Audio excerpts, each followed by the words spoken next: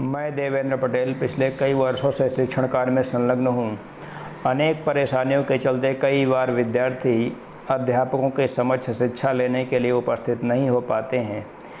इस समस्या के दृष्टिगत मैंने YouTube पर एक नया प्लेटफार्म DPM क्लासेस के नाम से बनाया है, जिसमें विद्यार्थियों को क्लास के पैरेलल सारी सुविधाएं जैसे लेक्चर, नोट्स, एक्सरसाइज सॉल्विंग सब कुछ टोटल फ्री उपलब्ध कराया जा रहा है। इसका लाभ उठाएं। धन्यवाद। विद्यार्थियों, फंक्शन के पार्ट 2 में हमने आपको फंक्शन के सारे टाइप्स यानी कि 8 जो मेन पार्ट्स होते हैं उनको मैंने आपको बताया, और उसके साथ साथ उसी वीडियो में हमने आपको बता दिया था ये मापांक फलन यानी कि मॉडुलस फंक्शन के बारे में भी मैंने सारी कुछ उसका डोमेन, रेंज, उसका ग्राफ सब कुछ आपको बता दिया था। अब उसके बाद स्पेशल टाइप्स के फंक्शंस में हम आपको सम फलन यानी कि इवन फंक्शन, विषम फलन यानी कि odd function, constant function, signum function, greatest integer function, lowest integer function, इन सारे फंक्शन की 1 बाय 1 बात करने वाला हूँ। लेकिन सबसे पहले सम फलन की बात करने वाला हूँ। उसके पहले विद्यार्थियों को ये भी बताता हूँ कि क्लास 12th का सिलेबस का ये फर्स्ट चैप्टर का सेकंड टॉपिक फंक्शन का डिस्कशन किया जा रहा है। आपसे वादा किया है मैंने कि आपको क्लास 12th का सीधे 1 बाय 1 चैप्टर आपको देते जाऊँगा, सीरियल बाय सीरियल। उसमें आपको लेक्चर, नोट्स और एक्सरसाइज सॉल्विंग जो कराई जा रही है वो डॉक्टर हर्षवर्धन शर्मा की मोस्ट परफेक्ट बुक से कराई जा रही है। उसका 1 बाय 1 एक्सरसाइज और उसका 1 बाय 1 क्वेश्चन मैं आपको बताता चल रहा हूँ। तो इन सारी बातों को विशेषता से यहाँ पे दिया जा रहा है। इसका विद्यार्थी फ़ायदा उठाएं और अपने विद्यार्थियों को बताएं, अपने साथियों को बताएं। चलिए शुरुआत करता हूँ बिना देरी किए सम फलन यानी कि इवन फंक्शन। तो सम फलन की अक्सर विद्यार्थी चर्चा करते हैं। सम फलन आता है, ये क्या नाम है, सम फलन आता है कैलकुलस में बहुत ज़्यादा यूज़फुल होता है। सम फलन का ट्रिग्नोमेट्री में भी यूज होता है सम फलन का। अक्सर विद्यार्थी इस प्रकार से सुनते हैं कि fx = cos x, ये एक सम फलन है। और विद्यार्थियों को बताया गया है कि अगर fx = sin x दे दिया जाए तो ये कहा जाता है ये विषम फलन है। इसके बारे में यहाँ पे ध्यान देने वाली बात है कि सम फलन का मतलब होता है f of -x = cos of -x, और इसमें यहाँ पे f of -x = sin of -x ऐसे लिखता हूँ। इसका मतलब हो जाएगा cos -x का मतलब होता है cos x, और यहाँ पे ये sin -x का मतलब होता है माइनस का sin x। यदि f -x = fx मिल जाए, मैं एक लाइन यहाँ पे लिखता हूँ f -x = fx। अगर f -x = fx हमको मिल जाए तो हम कहते हैं कि ये सम फलन है यानी कि इवन फंक्शन है। अगर हमको f -x दिस इम्प्लाई, यहाँ पे जो फाइनल रिजल्ट आप निकाल पा रहे हैं f -x = -fx, इसे हम लोग ऑड फंक्शन यानी कि विषम फलन कहते हैं। तो ऑड फंक्शन और इवन फंक्शन के बारे में थोड़ा सा और डिस्कशन करने वाला हूँ। बाकी नोट्स वेल डिफाइंड रूप, ये वेल अरेंजमेंट रूप से आपको दिया जा चुका है। पेज में लास्ट में दिया जाएगा आपको, इसी वीडियो के लास्ट में आपको इसका नोट्स आपको दे दिया जाएगा, उसकी चिंता नहीं करना है, केवल यहाँ पे समझना होगा आपको। f -x = +fx अगर आ जाए तो क्या होता है ये इवन फंक्शन। अगर f -x = -fx आ जाए तो क्या होता है ये ऑड फंक्शन, इस प्रकार से। और इसके अलावा भी और फंक्शंस आप आप यहाँ पे डिस्कशन कर सकते हैं कि सम फलन, जैसे अगर आपको हम कह दें f(x) = x² -2, ये भी एक सम फलन है यानी कि इवन फंक्शन है। अगर यहाँ पे मैं कह दूँ gx = x -3, ये लिखा गया है gx = x -3, तो ये भी क्या कहा जाएगा, आप इसको ऐसे नहीं, आप इसको ऐसे अगर समझें पहली बार तो ज़्यादा अच्छा समझ में आएगा। gx is equal to x cube minus x, ये यहाँ पे ऑड फंक्शन कहा जाएगा, क्योंकि अगर आप g ऑफ माइनस एक्स आप निकालेंगे तो ये माइनस gx के बराबर हो जाएगा, और अगर आप यहाँ पे f ऑफ माइनस एक्स निकालेंगे तो ये प्लस एफ एक्स ही बना रहेगा, उससे कोई फ़र्क नहीं पड़ेगा। आप यहाँ पे gx यानी कि ये ऑड फंक्शन और इवन फंक्शन के और बहुत सारे एग्जाम्पल समझ सकते हैं, लेकिन एक बात यहाँ पे ध्यान देने वाली है कि टेग्नोमेट्रिकल फंक्शन में केवल कॉस और सेक फलन जो हैं, केवल वही फलन यहाँ पे इवन फंक्शन कहे जाते हैं। इसके अलावा जितने भी टेग्नोमेट्रिकल फंक्शन होते हैं वो सारे के सारे जो है ऑड फंक्शन ही होते हैं, कॉस और सेक, यानी कि कोसेकेंट एंड सेकेंट। ये जो फंक्शन होते हैं ये सम फलन होते हैं, इवन फंक्शन होते हैं। विद्यार्थी इनको यहीं से लिख लें, नोट बना लें। आइए बढ़ता हूँ आगे। ये कांस्टेंट फंक्शन, एक फंक्शन आता है यहाँ पे, मैंने आपसे बताया था कि कांस्टेंट फंक्शन पे भी डिस्कशन करना है। तो अचर फलन,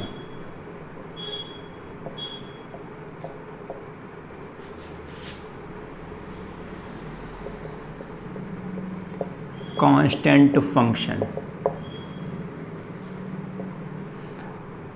थोड़ा महत्वपूर्ण है ये।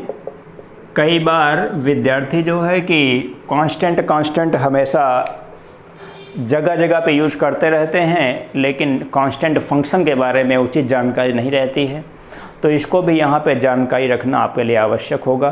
ध्यान दीजिए ज़रा, इसको पूर्ण रूप से डिफाइन करता हूँ।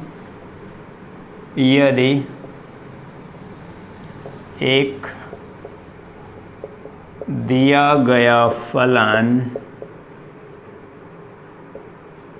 y बराबर fx इस प्रकार से है कि fx is equal to k,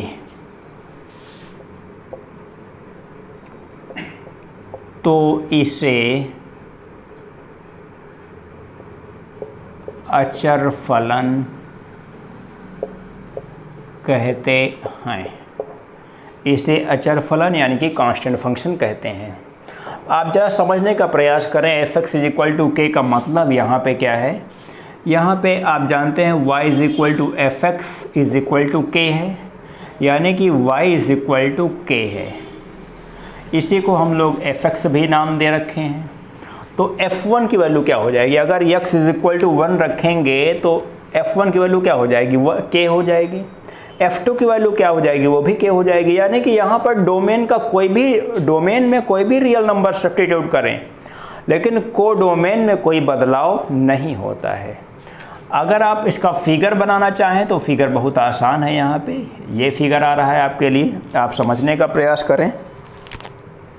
जैसे y इज इक्वल टू के, अगर मैं एक ये ग्राफ आपको XY प्लेन पे बनाने के लिए कहूँ तो विद्यार्थियों को पूर्ण रूप से समझाऊंगा, छोटी से छोटी बातों को लेकर, जिससे कि विद्यार्थी कमज़ोर से कमज़ोर विद्यार्थी भी अच्छे तरीके से समझ सकें मेरी बातों को। y इज इक्वल टू के जो एक स्ट्रेट लाइन बनने वाली है, वो मूल बिंदु से यानी कि ओरिजिन से y एक्सिस के डिस्टेंस पे बनने वाली है। हमारे पास ये यहाँ पे ओरिजिन है, ये ओरिजिन है, और अगर मैं के डिस्टेंस ये मान रहा हूँ तो ये जो लाइन बनने वाली है, ये लाइन जो बनने वाली है ये के डिस्टेंस पे यहाँ पे बन रही है। यही जो लाइन है, यही fx इज इक्वल टू के, यही फंक्शन का ग्राफ कहा जाएगा, फंक्शन का रेखा चित्र कहा जाएगा। ये fx इज इक्वल टू के, ये जो लाइन बनाई गई है यही क्या है, fx इज इक्वल टू के या फिर y इज इक्वल टू के। इसी को हम लोग कांस्टेंट फंक्शन कहते हैं। कांस्टेंट का मतलब जो हमेशा उसी अपनी मूल पोजीशन पे ही बना रहे, उसी को क्या कहते हैं, उसी को कहते हैं कांस्टेंट फंक्शन, यानी कि ये अचर फलन कहते हैं। जैसे मैंने पहले बताया था, फिर से एक बार बता रहा हूँ कि अगर आप यहाँ पे ध्यान दीजिए इस चीज़ पे, अगर आप यहाँ पे f1 वैल्यू क्या हो जाएगी बताइए, x इज इक्वल टू 1 पे, यानी कि f1 की वैल्यू k होगी, f2 की वैल्यू भी k होगी, f3 की वैल्यू भी k होगी, यानी कि सब की वैल्यू k होगी। तो ऐसे फंक्शन को ही हम लोग क्या कहते हैं, कांस्टेंट फंक्शन। इसके अलावा बहुत सारे फंक्शन आप पढ़ चुके हैं, जैसे ये फंक्शन पे लेके चलता हूँ आपको, जैसे fx = cos x है। अगर मैं कहूँ बेटा f0 की वैल्यू बताइए तो क्या हो जाएगा, cos 0 का मान 1 हो जाएगा। अगर मैं आपसे कहूँ f π/6 का मान बताइए, यानी कि f 30 डिग्री, यानी कि cos 30 का मान होता है √3/2। तो मान जैसे यहाँ पे x की वैल्यू बदलती जाती है, अब ये फंक्शन अपनी वैल्यू को बदलता जाता है। तो ऐसे फंक्शन अलग प्रकार के फंक्शन होते हैं, और ये फंक्शन जो होता है जहाँ पे x की वैल्यू को बार बार बदलने से भी फंक्शन अपनी वैल्यू को नहीं बदलता, ऐसे फंक्शन क्या कहे जाते हैं, कांस्टेंट फंक्शन कहे जाते हैं। कांस्टेंट फंक्शन को आपको समझ में आ चुका है। इसका डोमेन क्या हो सकता है, डोमेन ऑफ f, यानी कि कांस्टेंट फंक्शन का डोमेन रियल नंबर्स, ये रियल नंबर्स हो जाएगा। और इसका रेंज क्या हो जाएगा, रेंज ऑफ f, ये कांस्टेंट हो जाएगा k, जो भी यहाँ पे वैल्यू होगी वही उसका रेंज हो जाएगा, उसका रेंज नहीं बदलेगा। एक सिंगल एलिमेंट केवल रेंज में इसके आने वाला है। ओके,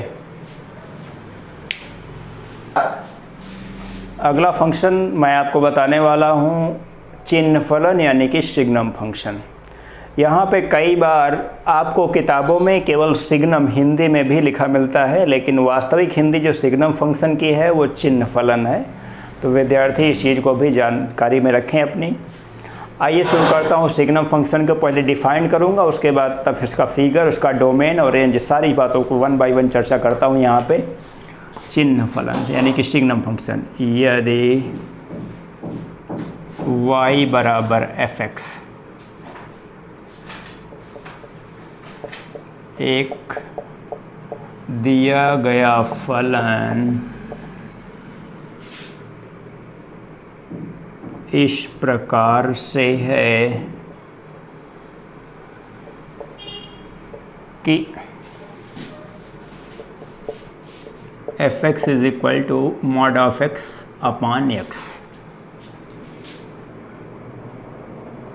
जहाँ mod of x by x =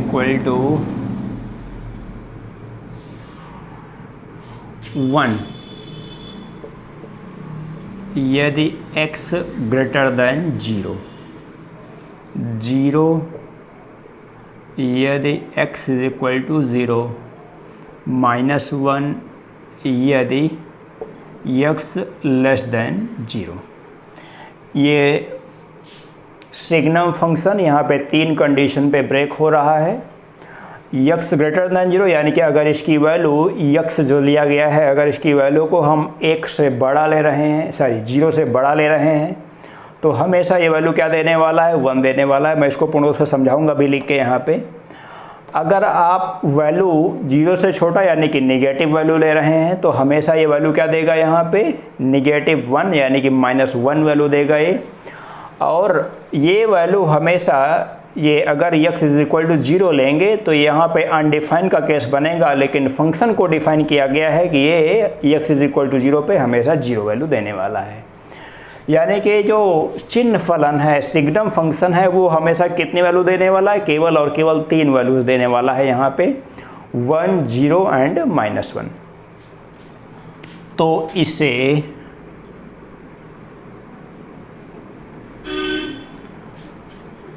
signum फलन कहते हैं।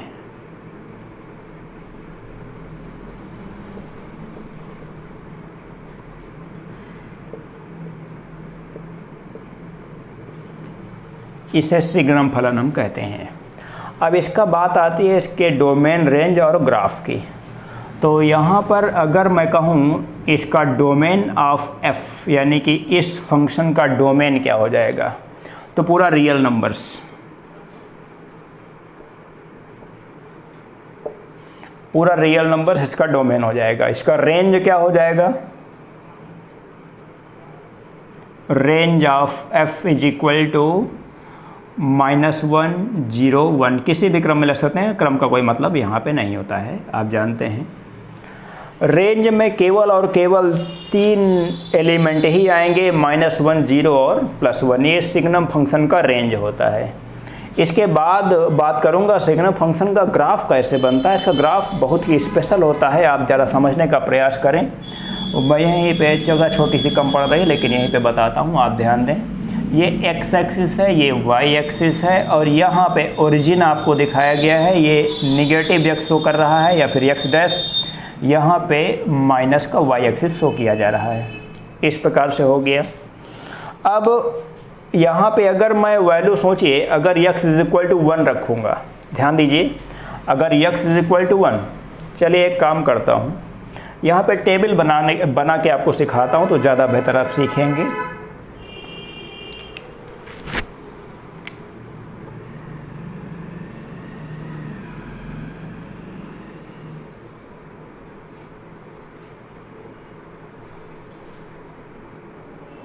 ये x है, ये y है, ये x कामा y है। अगर x का मान हम 1 रखें तो y का मान भी यहाँ पे क्या मिलने वाला है, यहाँ से आप बता रहे हैं हमको x यानी कि mod of x upon x, इसकी वैल्यू भी 1 मिल रही है। अगर हम 2 रखेंगे x की वैल्यू तो मॉड ऑफ 2 अपान 2, इसकी वैल्यू भी 1 मिल रही है। इस प्रकार से अगर मैं -1 रखूँगा, अगर x इज इक्वल टू -1 तो इसकी वैल्यू क्या मिल रही है, -1 मिलेगी। अगर -2 रखूँगा तो इसकी वैल्यू भी क्या मिलेगी, इसकी वैल्यू भी -1 मिलेगी। यानी कि यहाँ पर जो आपको ऑर्डर्ड पेयर्स मिल रहे हैं वो 1, 1, 2, 1, -1, -1 और -2, -1, इस प्रकार से ऑर्डर्ड पेयर मिल रहे हैं। अब स्टूडेंट्स कई बार हमसे पूछते हैं कि सर ग्राफ ऐसा क्यों बनता है, जैसे इस पोजीशन पे मैं ग्राफ यहाँ पे बनाता हूँ और ऐसे खींच देता हूँ। स्टूडेंट्स कहता है सर क्या इधर नहीं बनेगा, तो मैं इसका पूरा डिस्क्रिप्शन आपको बताता हूँ। यहाँ पे कोई समस्या होने वाली नहीं है, सभी विद्यार्थी पूर्ण रूप से समझने वाले हैं यहाँ पे। और यहाँ पे ग्राफ बनाता हूँ तो मैं इस पोजीशन में ऐसे ग्राफ खींच देता हूँ। आप समझने का प्रयास करें, इस पॉइंट का जो यहाँ पे कोऑर्डिनेट होगा वो हो जाएगा 0, 1। इस पॉइंट का कोऑर्डिनेट होगा 0, -1। यहाँ पे 0 लगाया गया है, समझने का प्रयास करें। 0 का मतलब यहाँ पे क्या है, क्योंकि 0 पे वैल्यू 0 दे रहा है। अगर जैसे ही 0 से आगे आप बढ़ते हैं वैल्यू क्या दे रहा है, 1 दे रहा है। 1 पे वैल्यू क्या दे रहा है, 1 पे वैल्यू 1 दे रहा है, 2 पे वैल्यू 1 दे रहा है। तो यहाँ पर ये पॉइंट मिलने वाले हैं हमको। अगर मैं इसको A नाम दे दूँ, इसको B नाम दे दूँ, इसको C और इसको D नाम दे रहे हैं, तो पॉइंट A 1, 1, पॉइंट B 2, 1, ये पॉइंट A है, ये पॉइंट B है। इसी प्रकार से आगे भी पॉइंट मिलते जाते हैं। यहाँ पे आए अगर निगेटिव पोजीशन पे तो -1, 1, -1, ये निगेटिव पोजीशन पे -1, -1 दिखा रहा है इस पोजीशन पे। इसके अलावा -2, 1 यानी कि x पर -2 और y पे -1 यानी कि इस पोजीशन पे अगला पॉइंट आपको मिलेगा। अब यहाँ पे ये जो लाइन है इसका जनरेशन पॉइंट यहाँ से होगा, 0 को छोड़ के, इसी वजह से हमने यहाँ पे 0 लगा रखा है। समझने का प्रयास करें। और ये हमेशा दाहिनी ओर चलेगा, इधर इस साइड में ये लाइन नहीं आ सकती, इसको समझने का काम है आपको। इसी प्रकार से जो ये लाइन यहाँ से जनरेट हो रही है, ये लाइन इस 0 की पोजीशन से हमेशा लेफ़्ट साइड में मूव करेगी, ये राइट साइड में इधर से नहीं जा सकती है। तो इसे हम लोग क्या कहते हैं, सिग्नम फंक्शन यानी कि चिन्ह फलन। उम्मीद करता हूँ कि पूर्ण रूप से समझ में आया है। कोई समस्या आती है तो आप कमेंट बॉक्स में बताएं हमको, वैसे कोई समस्या होने वाली नहीं है। सिग्नम फंक्शन के बाद बात करने वाला हूँ greatest integer function. Most important function होगा ये, क्योंकि इसका यूज बहुत ज़्यादा limits, continuity, differentiability, differentiation, integration सब जगह होता है।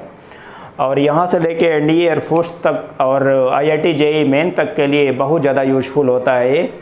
तो बात करूँगा ग्रेटेस्ट इंटीजर फंक्शन यानी कि महत्तम पूर्णांक फलन।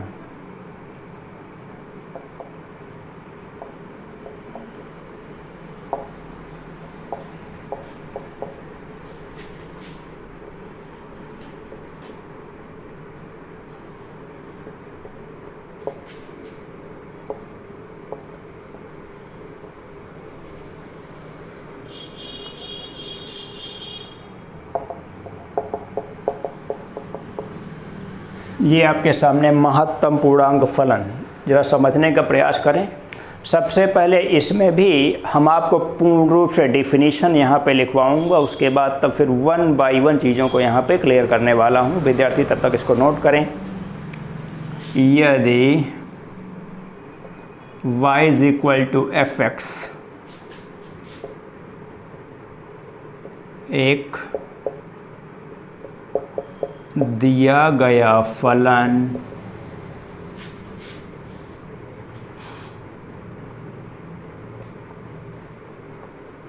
इस प्रकार से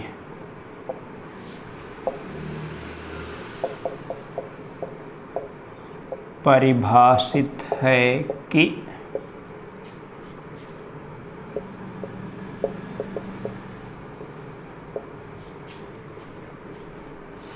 यदि y is equal to f x एक दिया गया फलन इस प्रकार से परिभाषित है कि f x is equal to greatest integer x, यहाँ greatest integer x is equal to x यदि x एक पूर्णांक है।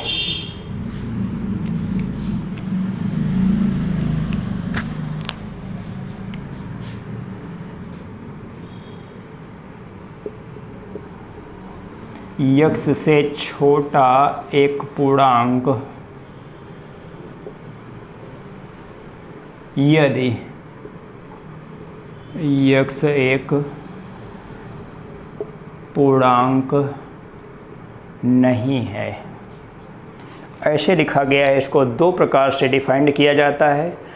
इसको हम लोग हमेशा क्या पढ़ते हैं, विद्यार्थियों को नोट्स में लिखा गया है। इसको फ़िलहाल अभी के लिए क्या लिखता हूँ मैं, ग्रेटेस्ट इंटीजर x।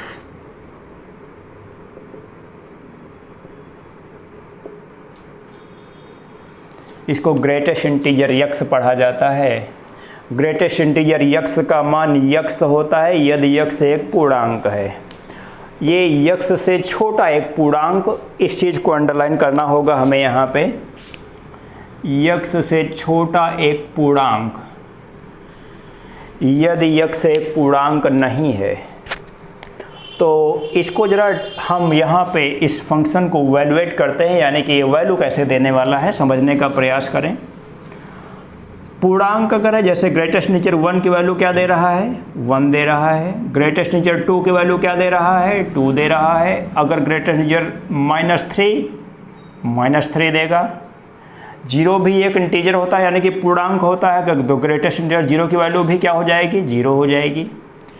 इसके अलावा अगर हम बात करेंगे यहाँ पे ग्रेटेस्ट इंटीजर 1.5, इसकी वैल्यू क्या हो जाएगी, क्योंकि ये एक पूर्णांक नहीं है, तो 1.5 से छोटा पूर्णांक क्या हो जाएगा, यहाँ पे 1 हो जाएगा।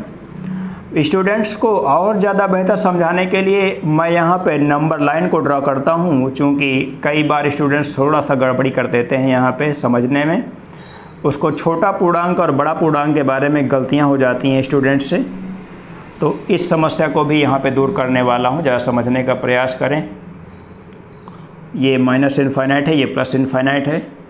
अगर मैं कहूँ 2.99, इसका ग्रेटेस्ट इंटीजर क्या हो जाएगा, 2.99 जहाँ भी कहीं, जैसे यहाँ पे अगर 3 है और यहाँ पे 2 है, तो 2.99 का मतलब इस जगह पे ये वैल्यू दे रहा है। इसका मतलब ये हुआ कि इससे छोटा पूर्णांक 2 है, तो इसका मतलब 2.99 का ग्रेटेस्ट इंटीजर वैल्यू क्या हो जाएगा, 2 हो जाएगा। अगर मैं निगेटिव की बात करता हूँ, -2.35395, इसका ग्रेटेस्ट इंटीजर मान क्या हो जाएगा, तो यहाँ पे इसका ग्रेटेस्ट इंटीजर मान क्या हो जाएगा, -3 हो जाएगा। आप यहाँ पे इमेजिन करें कि -2 यहाँ पे है, -3 यहाँ पे है, -1 यहाँ पे है। -2.33 का मतलब यहाँ पे हो जाएगा कहीं पे, और इससे छोटा पूर्णांक -3। आप जानते हैं 0 से लेफ़्ट साइड में आगे बढ़ने पर वैल्यू छोटी मिलती जाती हैं, और 0 से राइट साइड में बढ़ने पर वैल्यू हमको बड़ी मिलती जाती हैं। या फिर यहाँ से माइनस इनफाइनाइट से दाहिनी ओर अगर हम मूव करेंगे तो वैल्यू हमेशा बढ़ती जाएंगी। तो इस तरह से हो गया है। इसके अलावा अगर मैं आपसे बात करूं -0.29, इसकी ग्रेटेस्ट इंटीजर वैल्यू क्या हो जाएगी? तो मैं बताना चाहता हूं कि सबसे पहले आप ये इमेजिन करें कि -0.29 आएगा कहाँ पे? नंबर लाइन पे। ये इस पॉइंट पे कहीं पे आएगा। इससे छोटा पूर्णांक -1 ही तो मिल रहा है, ऐसे हो जाएगा। अब आप पूर्ण रूप से समझ चुके होंगे कि वास्तव में ग्रेटेस्ट इंटीजर वैल्यू कैलकुलेट कैसे की जाती है। इन चीज़ों को बहुत ज़्यादा महत्वपूर्ण है, ये चीज़ें महत्वपूर्ण हैं और इनको बहुत अच्छी तरीके से समझने की आवश्यकता है, नंबर लाइन के माध्यम से समझने की आवश्यकता है। इसके अलावा बात करता हूँ मैं इसके फिगर की, यानी कि ग्रेटेस्ट इंटीजर फंक्शन का जो फिगर आने वाला है वो इस प्रकार से आने वाला है। सबसे पहला काम यहाँ पे 1 2 3 4 इस प्रकार से रिप्रेजेंट कर रहा हूँ।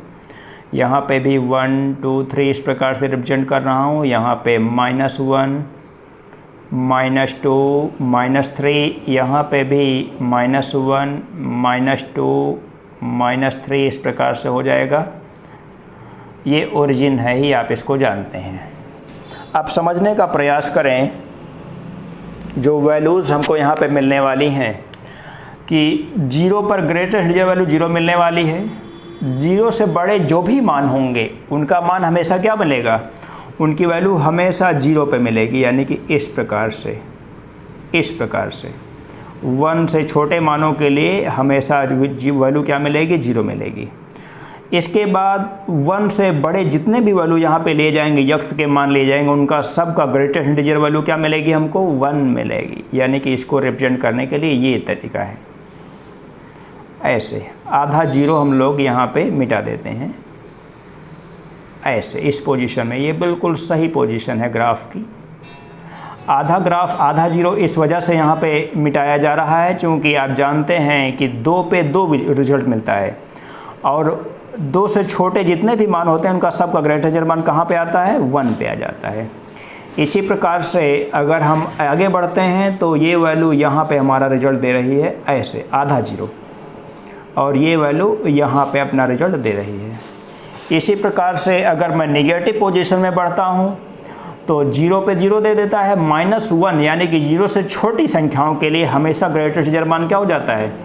-1 हो जाता है। तो इसको हम लोग ऐसे रिप्रेजेंट करते हैं। इस पोजीशन में ग्राफ आता है इसका, और इसके बाद इस पोजीशन पे आते हैं, यहाँ पे -1 पे तो -1 मिल जाता है। आप ऐसे समझने का प्रयास करें, बहुत अच्छी तरीके से समझ में आने वाला है। और ये ऐसे, तो ये और आगे इस प्रकार से ग्राफ बनता ही जाता है। इस प्रकार से ये जो फंक्शन का एक पीस वाइज फंक्शन कहा जाता है। ये फंक्शन का एक हिस्सा इतना मिला, एक हिस्सा इतना मिला, एक हिस्सा इतना मिला, एक हिस्सा इतना, एक हिस्सा इतना, इस प्रकार से ये फंक्शन क्या कहा जाएगा? पीस वाइज फंक्शन भी कहा जाता है। और आप देखें कि हमेशा ये पीस वाइज फंक्शन यानी कि ये जो महत्तम पूर्णांक फलन है, इसका जो डोमेन होगा वो पूरा का पूरा रियल नंबर, पूरा का पूरा रियल नंबर यहाँ पे हो सकता है। इसके बाद डोमेन अगर हो गया, डोमेन के बाद अगर इसकी रेंज की बात करते हैं तो रेंज के लिए हमेशा मैंने क्या बताया, इसका रेंज क्या होगा? इसका रेंज ये दे रहा है इस प्रकार से। ये सब रेंज है, ये रेंज है, ये रेंज, ये रेंज क्या मिल रहे हैं बताएं आप? ये हमेशा इंटीजर्स ही मिल रहे हैं, केवल और केवल इंटीजर्स मिल रहे हैं, केवल पूर्णांक मिल रहे हैं यहाँ पर। तो इसका मतलब यहाँ पे डोमेन की बात आती है। Domain of f is equal to real numbers, और रेंज ऑफ f क्या हो जाएगा? रेंज ऑफ f केवल इंटीजर्स यानी कि पूर्णांक। ये हो गया। इसके बाद चूंकि मैंने कहा कि फंक्शन बहुत ही इम्पॉर्टेंट है ये, इसके एक दो प्रॉपर्टीज़ मैं यहाँ पे लिखता हूँ। जैसे अगर कई बार विद्यार्थी तब तक इसे नोट कर लें, उधर थोड़ी सी जगह और लेता हूँ मैं। चलिए, मैंने कहा कि आपको इसकी कुछ स्पेशल प्रॉपर्टीज़ पे भी डिस्कशन करना आवश्यक है। यहाँ पे बताना चाहते हैं आपको स्पेशल प्रॉपर्टीज़। ये हमेशा लिमिट में और इंटीग्रेशन में बहुत ज़्यादा प्रॉपर्टीज़ यूज होती हैं। बहुत नॉर्मल प्रॉपर्टी ही बताने वाला हूँ यहाँ पे, बहुत ज़्यादा डिफ़िकल्ट प्रॉपर्टी की डिस्कशन यहाँ पे नहीं करने वाला हूँ। अभी आप 12th स्टैंडर्ड के स्टूडेंट्स को विशेष ध्यान दिया जा रहा है यहाँ पे।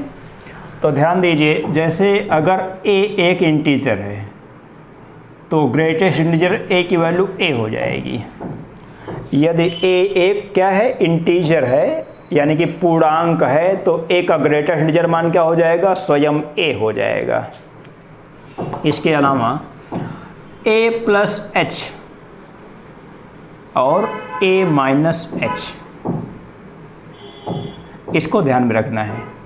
h यहाँ पे वेरी स्मॉल क्वांटिटी है, जिस प्रकार से हम लोग लिमिट के लिए लेते थे h वेरी स्मॉल क्वांटिटी, वही चीज़ यहाँ पे भी मैं कंसीडर कर रहा हूँ। h यहाँ पे एक बहुत छोटी राशि है, तो यहाँ पे जो a प्लस h है उसका ग्रेटेस्ट इंटीजर मान क्या हो जाएगा, केवल a हो जाएगा, और a माइनस h का ग्रेटेस्ट इंटीजर मान क्या हो जाएगा, वो a माइनस 1 हो जाएगा, क्योंकि a एक पूर्णांक था और a से छोटा एक पूर्णांक जो निकल के आया है, a से छोटा, वो a माइनस 1 ही होने वाला है। a माइनस h का मतलब a से कुछ चीज़ कम हो रही है, यानी कि एक पूर्णांक था तो a से कुछ कम होने का मतलब a माइनस 1, उससे छोटा एक पूर्णांक a माइनस 1 यहाँ पे लिया जाएगा। a प्लस h का ग्रेटेस्ट इंटीजर a हो जाएगा, a का ग्रेटेस्ट इंटीजर a हो जाएगा। बाकी तो सारी बातें आपको लगभग क्लियर कर दी गई। यहाँ पे सारी बातों को 1 बाय 1 इसको विद्यार्थी बहुत अच्छी तरीके से कंप्लीट रखेंगे।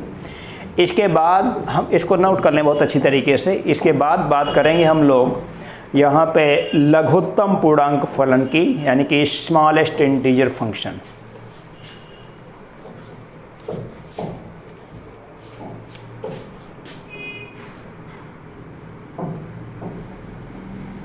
लघुत्तम पूर्णांक फलन।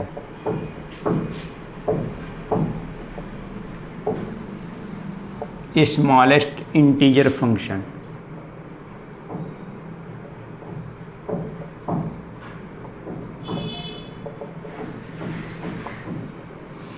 इसको सबसे पहले डिफाइन करूंगा और इससे थोड़ा सा उल्टा क्रम इसमें होगा। जैसे ये ग्रेटेस्ट इंटीजर था, इसका मान लिखा गया था यक्स, यदि यक्स एक पूर्णांक है तो पहली कंडीशन लघुत्तम पूर्णांक की भी वही रहेगी, लेकिन यक्स से छोटा एक पूर्णांक जो लिखा गया है वहाँ पे होगा यक्स से बड़ा एक पूर्णांक यदि यक्स एक पूर्णांक नहीं है। इसी कंडीशन को थोड़ा सा केवल चेंज करना है, लेकिन पूर्ण रूप से लिखता हूँ यहाँ पे लघुत्तम पूर्णांक, चूँकि इसका आपको डोमेन, रेंज और ग्राफ सारी चीज़ों को 1 बाय 1 देने वाला हूँ। यहाँ पे भी यदि y बराबर fx एक दिया गया फलन इस प्रकार से है कि fx इज इक्वल टू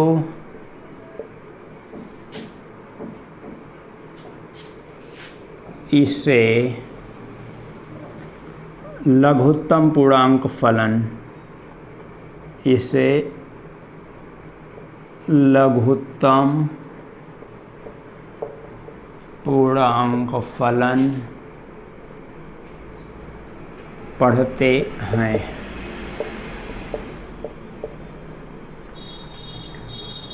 इस प्रकार से है कि fx is equal to smallest integer x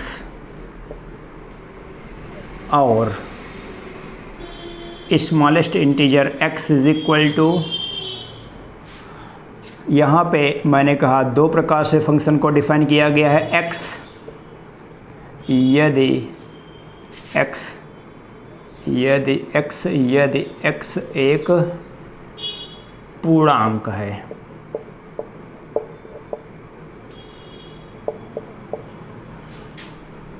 x से बड़ा एक पूर्णांक यदि x एक पूर्णांक नहीं है। आपने बिल्कुल स्पष्ट रूप से यहाँ पे देखा कि जैसे मैंने कहा यहाँ पे आपको तुलनात्मक अध्ययन करना है। ग्रेटेस्ट इंटीजर x की वैल्यू x होती है यदि x एक पूर्णांक था, और ग्रेटेस्ट इंटीजर x की वैल्यू x से छोटा एक पूर्णांक होता है यदि x एक पूर्णांक नहीं है। यहाँ पे पहली कंडीशन सेम वही है, x यदि x एक पूर्णांक है और x से बड़ा एक पूर्णांक यदि x एक पूर्णांक नहीं है, इस प्रकार से। तो इसका मतलब यह हुआ कि इसको ज़रा हम और आगे सॉल्व करते हैं, यानी कि इसकी वैल्यूज़ को कैसे हम लोग कैलकुलेट करते हैं। जैसे smallest integer 1 is equal to 1 हो जाएगा, smallest integer 0 is equal to 0 हो जाएगा, smallest integer -2 is equal to -2 हो जाएगा। ये तो सब पूर्णांक यानी कि इंटीजर वैल्यूज़ हैं। इसके अलावा मैं बात करने वाला हूँ if x is not an integer, कहने का मतलब 2 पॉइंट पॉजिटिव का ले लेता हूँ 2.999 2.999 से बड़ा पूर्णांक क्या हो जाएगा। नंबर लाइन यहाँ पे मैंने आपको दिखा रखा है पूर्ण रूप से। तो 2.999 से बड़ा इंटीजर क्या हो जाएगा, 3 हो जाएगा। इस प्रकार से यहाँ पे बड़ा इंटीजर लेने वाला है हम लोग। इसी प्रकार से अगर मैं कहूँ -0.39, इसका स्मॉलेस्ट इंटीजर वैल्यू क्या होने वाला है, तो आप क्या बता सकते हैं, -0.39 से बड़ा पूर्णांक। एक बड़ा पूर्णांक क्या हो जाएगा, ये नंबर लाइन हो गई यहाँ पे -3.9 यहाँ कहीं पे आएगा, इससे बड़ा पूर्णांक 0 होने वाला है यहाँ पे। इस प्रकार से 0 हो जाएगा ये।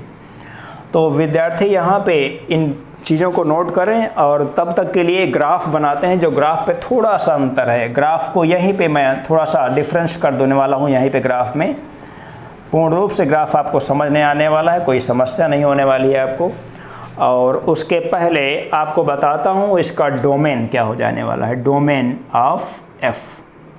डोमेन कितना हो जाएगा भाई, डोमेन इसका हो जाएगा पूरा रियल नंबर्स, ये डोमेन हो जाएगा। रेंज बताइए क्या हो जाएगा, रेंज ऑफ f केवल इंटीजर्स हो जाएगा।